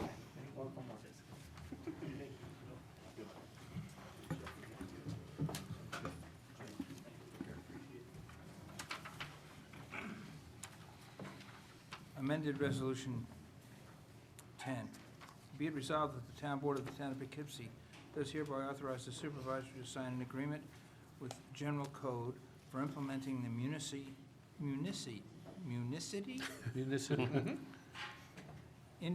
Integrated Parcel Management Suite in substantially the form annexed, subject to approval of the supervisor and the attorney to the town.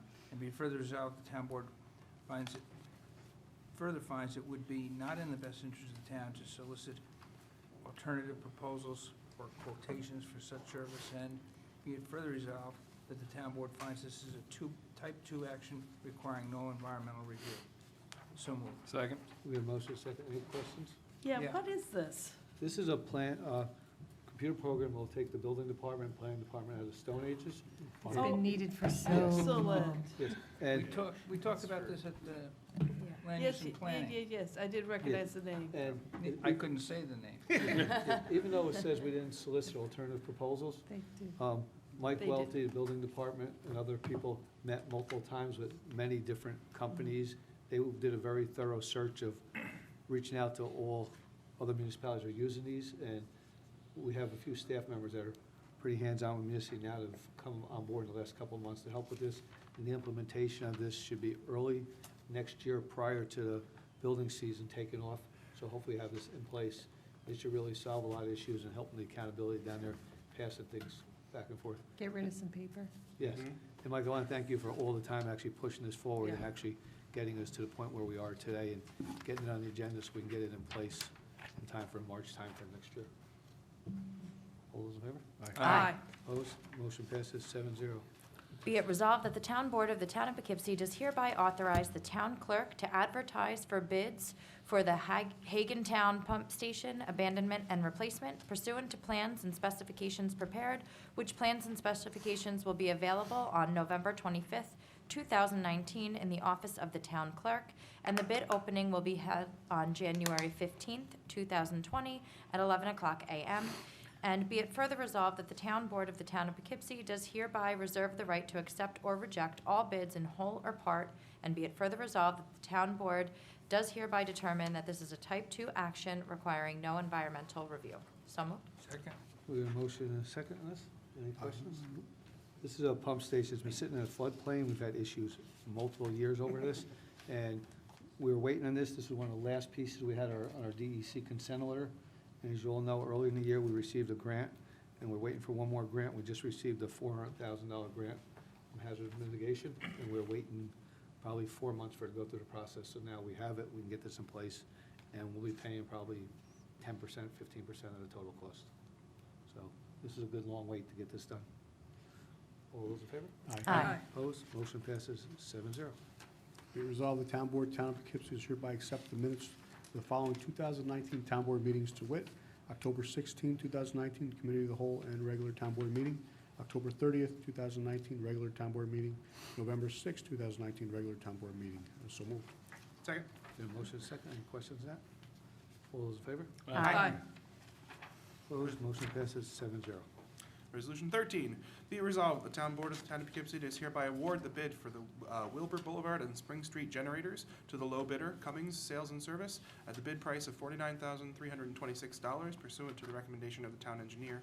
And be it further resolved, the supervisor is authorized to execute a contract agreement with Cummings Sales and Service. So moved. Second. Motion second. Any questions? All those in favor? Aye. Opposed? Motion passes 7-0. Okay, number 14 is a notice of claim to legal. And number 15, be it resolved, the Town Board of the Town of Poughkeepsie does hereby grant special consent to the following items to wit. Ratify notification of delinquent charges to Dutchess County. Approve Peter Sanfilippo Memorial Holiday Run. Waive 30-day liquor license, Sugar and Spice.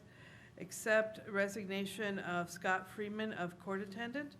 And resolution Hudson Heritage Lead Agency / code changes. Be further resolved that upon the objection of any member of the board, an item may be removed from the list and voted on separately. So moved. Second. Okay, motion second. Any questions? All those in favor? Aye. Opposed? Motion passes 7-0. Whereas it appears that certain water and sewer rents, assessments, and charges due to various districts in town of Poughkeepsie from properties within the said districts have not been paid for more than 60 days and are liens against the said properties, then notice of those delinquent charges as detailed by the town's software support analysis has been forwarded to the County of Dutchess per Town Law 198, 1K, and 3D on November 4, 2019. And whereas delinquent charges for property maintenance have also been so forwarded to the County of Dutchess pursuant to Town Code Section 159. Now therefore, be it resolved, the Town Board of the Town of Poughkeepsie hereby ratifies the notification to Dutchess County regarding delinquent water and sewer rents and charges and property maintenance charges and requests that the amount stated as being in default be levied against the properties liable therefore. Water, $350,350.96. Sewer, $225,826.33. Other, $3,171.51 for a total of $579,348.80. So moved. Second. Motion is second. Any questions? All those in favor? Aye. Opposed? Motion passes 7-0. Be resolved, the Town Board of Town of Poughkeepsie has heretofore received an application from Mark Sanfilippo on behalf of the Mid-Hudson Roadrunners Club to hold the Pete Sanfilippo Memorial Holiday Run, formerly known as the Knights of Columbus Holiday Run, which location is shown on the attached map, to be held on Saturday, December 7, 2019. And be it resolved that the Town Board of the Town of Poughkeepsie does hereby approve the application for said memorial run, and that the town clerk is in receipt of a certificate of liability insurance naming the Town of Poughkeepsie as an additional insured. So moved. Second. Motion second. Any questions on that one? All those in favor? Aye. Opposed? Motion passes 7-0. Be it resolved that the Town Board of the Town of Poughkeepsie. You? I did it to him last Sorry. time. I'm eager here. Go ahead. Resolution Special Consent 3. Be it resolved that the Town Board of the Town of Poughkeepsie does hereby acknowledge receipt of a request on behalf of Sugar and Spice Cafe, Inc., 2600 South Road, Suite 40, Poughkeepsie, New York, for a waiver of the 30-day review period for a liquor license application. And be it further resolved that the Town Board of the Town of Poughkeepsie does hereby approve the town clerk's forwarding of the waiver and consent pursuant to attached request. So moved. Second. Okay, motion second. Any questions? All those in favor? Aye. Opposed? Motion passes 7-0. Be it resolved that the Town Board of the Town of Poughkeepsie does hereby accept with regret the resignation of Scott Freeman, substitute court attendant with the Town of Poughkeepsie Justice Court, effective immediately. So moved. Second. Motion second. Any questions? All those in favor? Aye. Opposed? Motion passes 7-0. SC5, You still eager? Yeah. Resolution of the town board to recirculate intent to serve as lead agency under seeker and refer a zoning amendment petition to the town planning board and Dutchess County Planning Board relating to the Hudson Heritage Project. Whereas EFG Sabre Heritage SC LLC is the owner of the approximately 156-acre site of the former Hudson River State Hospital on Route 9 in the town of Poughkeepsie.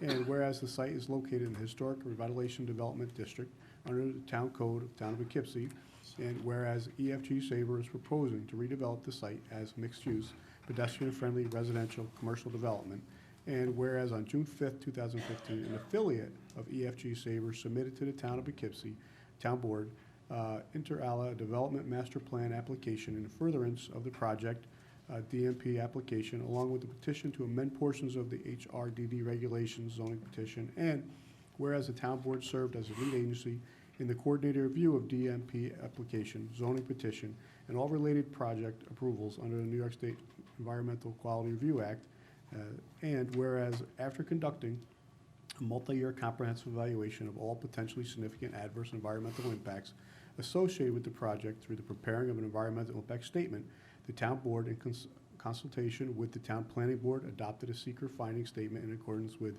6 New York CRR Part 617 dated December 6, 2017, finding that the project as presented in the DMP application avoids or minimizes potential adverse environmental impacts to the maximum extent practicable by incorporating various mitigation measures and conditions as set forth in the finding statement.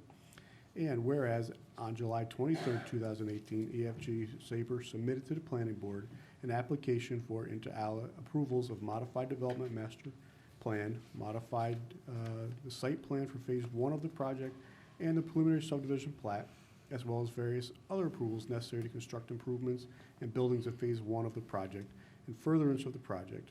And whereas on June 4, 2019, the town planning board adopted various resolutions adopting seeker findings for the Hudson Heritage Project as an involved agency, determining that the applicant's modified development master plan was in substantial conformance with and keeps the intent of the development master plan approved by the town board on December 6, 2017, and issuing conditional preliminary subdivision approval and conditional site plan approval for phase 1 of the project. And whereas on October 31st, 2019, EFG Sabre submitted a letter to the town board, October 31st, 2019 submittal enclosing petition for information of the Hudson Heritage Sewer District dated October 29th, 2019, a request for the town board to determine if authorization is required for the construction by the developer at developer's expense of new public water infrastructure serving the project, a petition to amend various portions of Section 210-9 of the town zoning law relating to the HRDD. The proposed zoning amendments submitted shall be referred to hereafter as the zoning amendments, and to amend Schedule A to Chapter 89 of the Town Code to add HRDD to the list of qualified geographic areas eligible for assistance under Section 485-B of the New York Real Property Tax Law, limited to hotel use and related accessory uses operated by the hotel. And whereas the town board wishes to take various administrative steps to permit the consideration of EFG Sabre's request in the October 31st, 2019 submittal to commence. Now therefore, be it resolved that, 1, the town board hereby directs the appropriate town staff to circulate to potentially involved agencies a letter indicating the town board's intent to remain as lead agency for the purposes of a coordinated seeker review of the various actions identified in the October 31st, 2019 submittal, including inter alia the petition for the formation of the Hudson Heritage Sewer District and the review of the zoning amendments. 2, the town board hereby directs the appropriate town staff to refer the zoning amendments to the Dutchess County Department of Planning and Development pursuant to General Municipal Law 239-1 and M in Town Zoning Code 210-155E. And 3, the town board hereby directs the appropriate town staff to refer the zoning amendments to the Town of Poughkeepsie Planning Board for a report and recommendation pursuant to Section 210-154 of the Town Zoning Code. So moved. Second. We have a motion second. Any questions now? All those in favor? Aye. Aye. Opposed? Motion passes 7-0. That brings us to the end of the items on our agenda. As far as the committee of the whole, Finance Committee report? What, do you want to answer first? Finance, Nothing to report. Fire Advisory. No report. Government operations, Nothing to report. land use and planning, Nothing to report. personnel. And personnel, just so you saw in the agenda we had tonight, we did hire someone, as you see, we did interviews and then we hired, obviously, someone for the sewer maintenance mechanic. Also, just want people to know that we do have the postings listed on the Town of Poughkeepsie website still for 3 positions that are still available: a rec assistant for the senior center, a motor equipment operator in the highway, and a part-time senior clerk for the police department. And there's also some volunteer positions, the planning board alternate, zoning board alternate, and a planning board member. So if anybody's interested, contact us here at Town Hall. Recreation. Yes. Okay, and we're happy to report that most of our projects have been completed. The playground resurfacing is done. The basketball courts, the courts that need to be redone are done, and the hoops have been put up. The Greenvale bathroom has been installed. Yay, it looks really nice, and we just have to wait till next spring to actually connect up the water, and it'll be ready to go. And also happy to report that construction is completed on the Creekside Park, which is going to be a new park for the town in Eastdale. So their construction is completed too. And we've had, the end of October, we had a successful Halloween parade and fall festival. It was a beautiful day. We had a lot of families come out for that. And yesterday, the senior center had a yummy Thanksgiving lunch. So that's it. Christmas parade, give people a heads up on that. Heads up on what? Christmas parade, it's a little early to plan, but never. The holiday parade. Holiday we're all parade. doing. We don't do a holiday parade. It's all No. in the No, the business business district. Business district. Oh, yeah, but that's in the Arlington Business District, and that is December 7th, and that is with the Arlington bid, and we're going to be closing down Main Street this year. So we're going to have the Christmas Village there, and there's going to be vendors, there's going to be free train rides for the kids, a petting zoo, Mrs. Claus will be there, we'll be roasting marshmallows, there'll be free hot chocolate, so it's going to be a great event. No Santa? Yes, oh yeah, and the eggnog crawl is going on too, that's gonna be in the district, that's $5. And the Arlington Fire District is very graciously granted to bring their educational, their smokehouse is gonna be there too as part of the village, so we're excited about that too. And then there's gonna be a holiday parade starting, we're kicking off at 4:45, we're running a longer route this year. So we're actually gonna be coming down Fairmont, going across College View, and then going up. Yes, Raymond, and ending up, we're gonna be lighting the tree at the War Memorial on the corner of Raymond and Main this year. So it's a bigger tree, and it should be a really nice lighting. So that's all December 7th, and it starts at 11 o'clock, and the parade runs from 4:45 and should be done by 5:30. And there's good music at Juan Murphy's that night also. Yes. An eggnog. And Lots of eggnog. eggnog. And that's it. Infrastructure. Infrastructure. Nothing to report. Only 2 things I'd like to say beforehand is, there's a 4455 study and also the interchange of Route 9. Yep. It's located on our website. If anybody wants to go on and see what's going on, gives you a place for input, and it's actually an interactive piece. You'll go from intersection to intersection. And there's also a Main Street study that's going on at the same time. And you can follow that through the website also, and go onto their website and put your input in there. That one's gonna be closing down the first week of December, so please get on there as soon as possible to give everybody your input. That's all I have. I make a motion to suspend the rules for any item. So moved. Second? All those in favor? Aye. Does anybody like to say anything? Please leave your comments to 3 minutes. Anybody?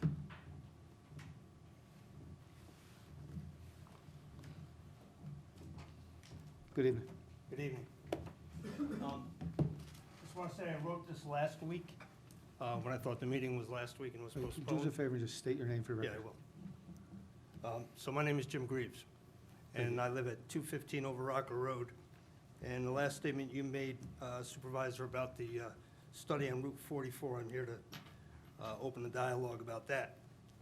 So like I said, I wrote this last week, and I want to keep it in that context, if you don't mind. Linda Mack was going to accompany me last week, but she couldn't make it this evening. I've spoken to many of my neighbors, and they also have the same concerns that I do. So I'd like to start out by saying today, November 13th, which was last week, is the 52nd anniversary of the death of my 4-year-old sister, Jean Marie. On November 12th, 1967, she was struck by a car in the village of Statsburg. The car was traveling at approximately 70 miles an hour, and she was thrown 190 feet from where the car hit her. She laid brain dead in a coma at St. Francis Hospital for nearly 36 hours before she succumbed to her injuries. I visited her gravesite, St. Peter's Cemetery, yesterday. This incident literally destroyed my family. It took the death of a 4-year-old child for the town of Hyde Park to realize that there needed to be some speed restrictions on the main road going through the village of Statsburg. During the times of heavy traffic, this road, Old Post Road, was used to bypass Route 9. The same thing happens on Over Rocker Road on a daily basis. From the intersection of Route 44 and Over Rocker Road to the corner of Overlook Road, and from Over Rocker Road to Albert Drive on the east and Route 44 on the west reside 19 school-aged children. There are no sidewalks. 2 years ago, my wife and I had to stop riding our bikes from our house at the end of Over Rocker Road to the rail trail trailhead because it was too dangerous with the way traffic speeds down Over Rocker Road. If we want to ride our bikes on the rail trail now, we have to put our bikes on the car carrier and drive the third of a mile from where we live. A couple of times a week, either my wife or myself have to jam on our brakes leaving the driveway because of someone speeding around the blind curve over Rocker coming off of 44. That's at the very end of the road. When you come around, there's a sharp curve coming around. They use the left turn lane coming off of 44 as a launching pad to get their speed up before they enter our neighborhood. I have spoken briefly to Councilperson Lopez and at length on Monday, November 11th, with Superintendent Pfeiffer. Superintendent Pfeiffer suggested that I come here this evening to speak to the entire town council. In the near future, the Eastdale Town Center will be complete. There will be about 400 new residential units and a couple 100,000 square feet of commercial and retail space. The builders were required to do a new traffic study regarding this development. We know this will increase the traffic in our area of Route 44 tremendously. The neighborhood residents of the appeal of the Article 78 for the motor vehicle service facility on the corner of Over Rocker Road and 44 was denied. This means that in the near future, when this facility is complete, according to the developer's own traffic study, there will be approximately another 300 vehicles daily entering our neighborhood. I'm here tonight to ask the town for two simple things. One, I understand that it was tried about 7 years ago, but because of the new traffic patterns on Route 44 and the increase of 300 vehicles daily when the new service station facility is built, we asked the town to petition the state of New York to remove the left-hand turn lane from Route 44 onto Over Rocker Road. If we cannot get the left-hand turn lane removed completely, we could at least ask for no left-hand turn between the hours of 7 a.m. and 7 p.m. when the children are out in the neighborhood playing. Two, the planning board approved an exit from the motor vehicle service facility onto Over Rocker Road. We asked, now on the site plans there is nothing restricting traffic exiting onto the Over Rocker Road side. So we'd like to ask the town, the highway department and police department, on the side of Over Rocker Road facing that exit to put a no right-hand turn sign to discourage people leaving that motor vehicle service facility to not enter into the neighborhood on Over Rocker Road. See, there's ways we can do things here to protect the kids in our neighborhoods.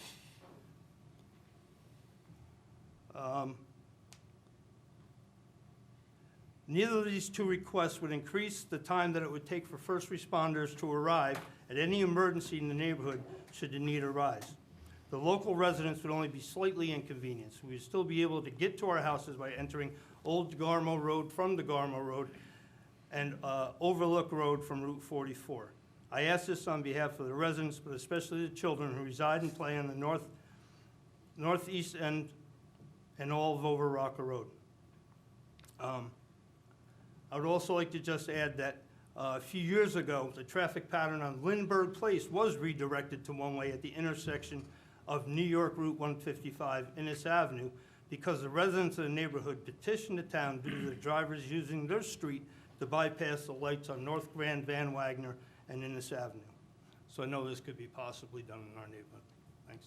Thank you, Mr. Greaves. And you've spoke to Jessica Lopez about it, and she's already contacted me to start something to look into, and we'll be back with you on it. Thank you. You're welcome. Appreciate it. Thanks, Jim. Anybody else? Jim?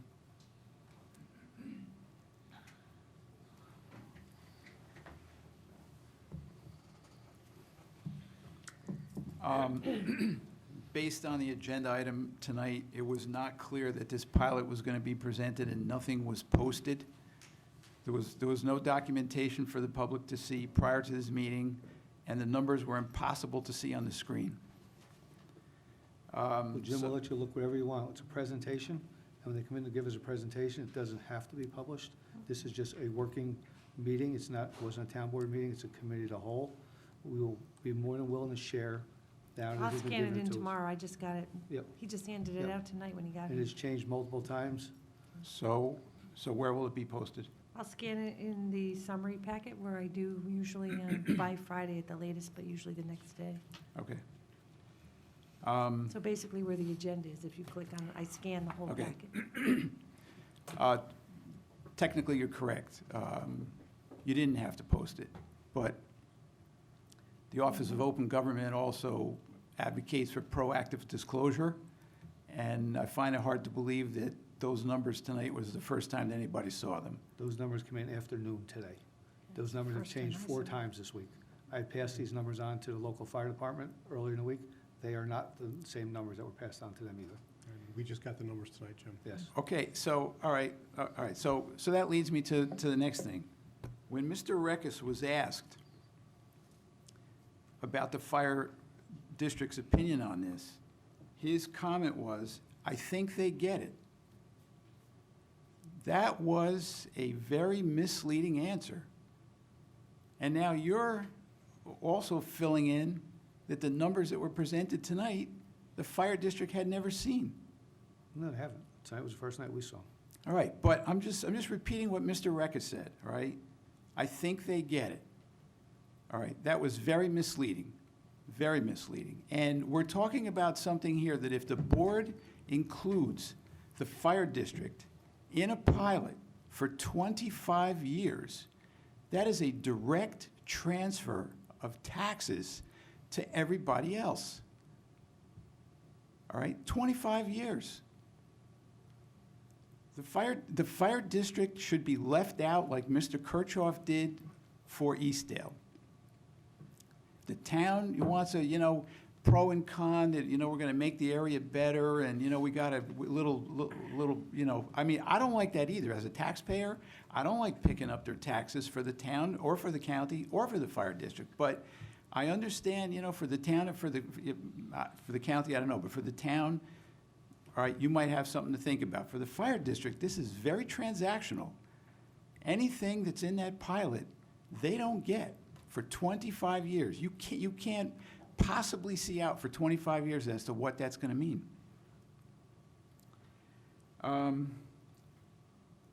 He also repeated, I think he said it the last time, that they estimated 18 calls per year for fire and EMS. I mean, I don't know that that's been validated. It sounds great, but I don't know that that's been validated. I mean, and Councilwoman Shershin said, this isn't a nursing home, this isn't assisted living. That is true, all right? And I'm not going to directly compare it to that, but I am going to go back to when developers want something, they'll say anything. And I'll use the example again. When the landing went in, I was here when that developer said, we don't get very many EMS calls, and they average a call a day. On Sunday, Arlington was there 3 times, and on Monday, they were there twice. It happens all the time. So, okay.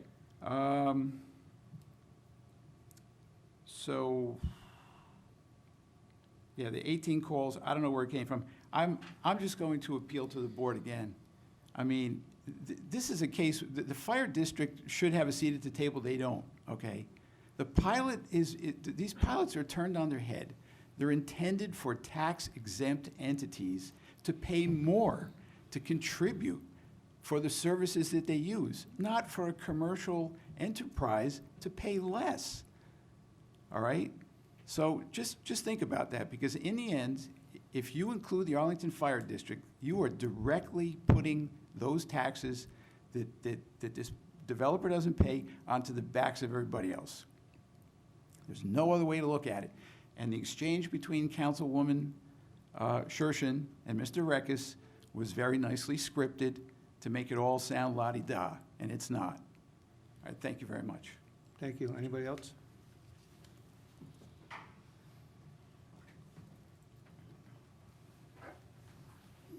Good evening. My name's Bill Steenberg. I'm the chief of the Arlington Fire District. Let me begin by apologizing to the board for my appearance. I didn't expect to be speaking tonight. Normally, I would not appear in front of you looking like this. I'd also like to thank the supervisor for sharing those numbers with me and his statement tonight about the fact that those numbers have changed already. So I do appreciate that. And I understand that this is somewhat like hitting a moving target. Since the last time I appeared before you all, or last time I was here, and I spoke to you about 2 concerns that the fire district had. Number 1 was whether there was sufficient water available at the site to even build the project. And number 2 was the financial impacts of the rumored discussions of a pilot, because at that point we had no factual information or anything to go on. So since the last time I appeared before you, we have worked diligently with the developer, and only within the last 6 or 7 days was it really finally determined conclusively that there is sufficient municipal water at the site to build the project. I will take the fact that he made substantial changes in his building design as an indication that our concerns were substantiated in his review, because he did make substantial changes to the construction and design features of the building, which lessened the required water. So I do feel like the concerns of the fire district, as it pertained to the available water, were vindicated. And we now are in agreement with the developer and his people that they can build the building and be within the requirements of the building and the fire code. In that last conversation with you all, I also expressed the concerns of the fire district regarding the impacts of any pilot. I expressed an interest in sharing with you some numbers about what we expected our responses. We have not yet had the opportunity to do that, and have some concern that this phase now of the project as it relates to the pilot is moving along rather quickly, and I want to renew the concerns of the fire district as it relates to the community impact. There is a sentiment among some, and I believe that it's shared by at least some board members, that basically, and I'll paraphrase here, that the fire district has been going there for years for free, so whatever you get is found money. And that is a fallacy at its most basic level. When it was a school building, the community paid for the responses of the fire district to that piece of property. There's no such thing as a free response. It's just a question of who's paying for it. And likewise, now that it becomes a property that's on the tax roll, there's no such thing as a free response. So the question becomes who's appropriate to shoulder the burden and the community impact for those things. So the fire district is very interested in being an equal partner and participating in a discussion with the town board about what's appropriate, and trying to show you our position that fire districts are disproportionately impacted by pilots compared to any other level of government. Fire tax receipts, property tax receipts are our only source of operating revenue. There are no mortgage fees, inspection fees, sales tax, filing fees, building permits, mortgage tax, none of that in any way. There's no trickle down anything that helps the fire district other than property tax. So anything that gives a for-profit enterprise a discount on that impacts directly the ability of the fire district to provide services to that parcel, which means the cost then has to be distributed out to everybody else. So I look forward to being able to continue the conversation with the town board or whoever the supervisor feels is appropriate.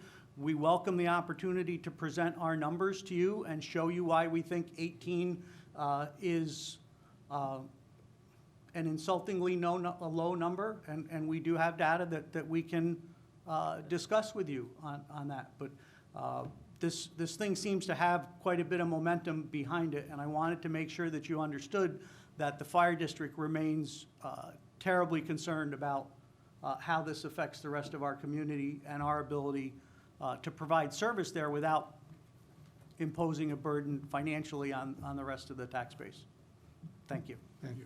Thank you, Chief. Is there anybody else? If not, a motion to resume rules? So moved. All in favor? Aye. Jeff? Be resolved, the town board of the town of Poughkeepsie does hereby adjourn to executive session to consider the following: to discuss matters which are exempt under the open meeting law, including matters subject to attorney-client privilege. So moved. Second. Prior to voting Second. on that? Hold on. Jessica's got a letter she got to read. I have a letter that I have to read from I've been asked to read on behalf of a constituent who was hoping to be here tonight to present in front of the board, but she wasn't able to make it. Mr. Greaves had mentioned her name, Linda Mack, so I'm going to read it as she wrote it. I, Linda Mack, have lived at 206 Over Rocker Road, Poughkeepsie, since 1971.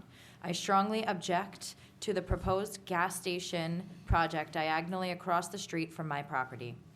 I understand that the project might be put on hold because one of the variances might have expired.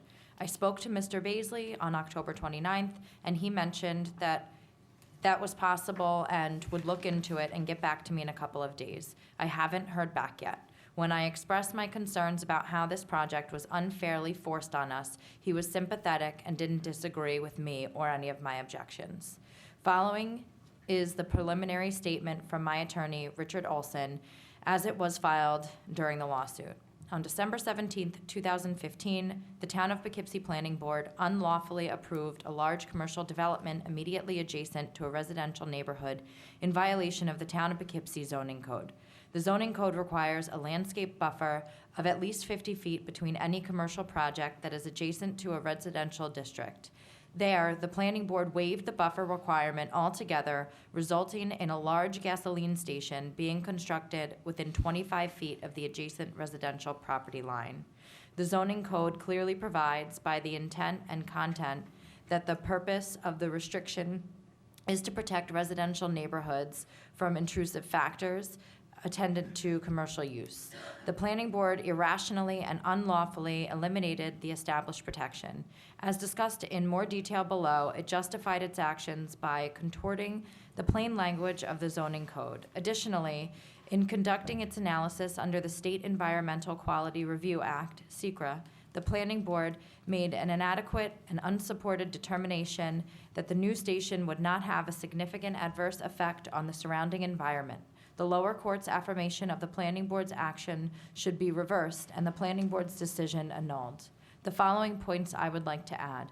1, 8 variances and special use permits were pushed through to allow the project that requires 2 acres to be placed on a parcel that is only 0.8 acres, less than 1 acre. The 0.8 acre includes a residential apartment house that has been there long before I moved here in 1971, and they plan to knock down. Thus, having this huge building 25 feet from its next-door neighbor's property line, right across the street from a residential home that has 2 young children, and diagonally across the street from me. 2, zoning code R244 requires a 500-foot setback from residential properties in the case of gas stations. The Town of Poughkeepsie waived this. 25 of the homeowners within this area signed a petition objecting, and it was ignored. 3, they also eliminated a 50-foot landscape buffer, section 210-152A, that protects a residential district. If the building has been scaled back, there could have been trees planted. We were feeling resigned and willing to accept that. They wouldn't even allow us that. All of the disregarded zoning codes will adversely affect us with potential light, noxious fumes, noise, traffic, and visual impacts. 4, it is my understanding that the gas station cannot be built within 2,500 feet of another gas station. There is already a huge gas station about 50 to 75 feet from a new proposed one. That is illegal. Another variance granted, ? I am guessing so. Besides it being illegal, what kind of logical, thoughtful planning is this for a town? I was very naive when I became involved with this whole project in the town zoning meetings. I truly thought we had a say. It became very clear that the town of Poughkeepsie was just going through the motions of the required meetings and the hearings, but they had already made up their minds from the beginning. This project was going to be built the way they wanted, with no regard to their own zoning codes and laws and our legitimate concerns. The current owner of this property has proven that he has very little regard for the property's upkeep, and the town seems fine with that. I cannot imagine, and it will be any different in the future. By the way, the site is probably a brownfield that has to be environmentally addressed, as it was a car repair station primarily, and I'm sure oil and other dangerous solvents were dumped into the ground. Air quality will be a problem as well as traffic. Children live right across the street from this proposed site. The town of Poughkeepsie and its administrators could be held personally and legally liable if any resident in this area is harmed because of the total disregard of the adverse effects this facility will have on surrounding environment, namely our front and backyards. I am not objecting to a commercial business being at the corner with the same footprint that originally had. If that had been done in the proper way, it would have already been built. We would have had no objections. You would already be collecting higher taxpayer dollars on it, and our safety wouldn't have been compromised. Please do the right thing. Thank you. Yours truly, Linda. I also got an additional letter from her asking to add. Sorry, give me 1 second. She sent a second one just a little while ago.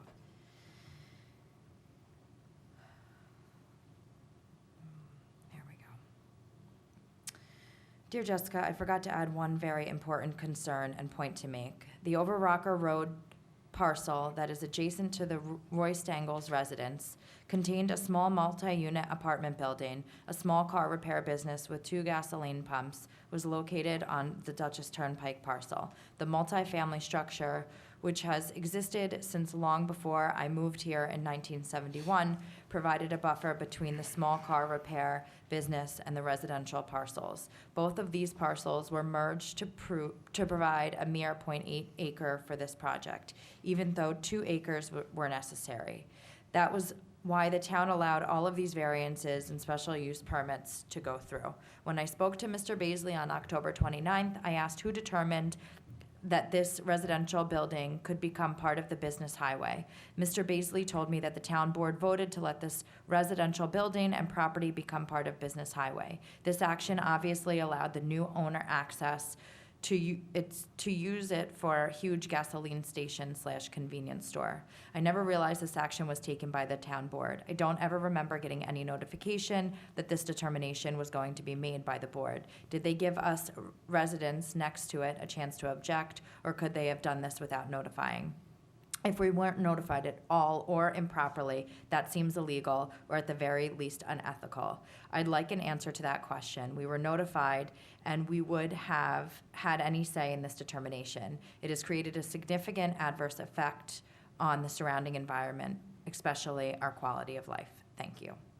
I want to say, following up on just a few of those points, number one, that Jay and I have been in contact, and I've sat with Mr. Welty over the past, I think it was probably 3 or 4 months ago, and Eric Holman and Jim Nelson, and went over the history of this extensively. We pulled all of the minutes, and so I'm going to get back to Linda with all of those findings that I had done for a different constituent, and offer those all to her and go over it with her. Thank you. Yep.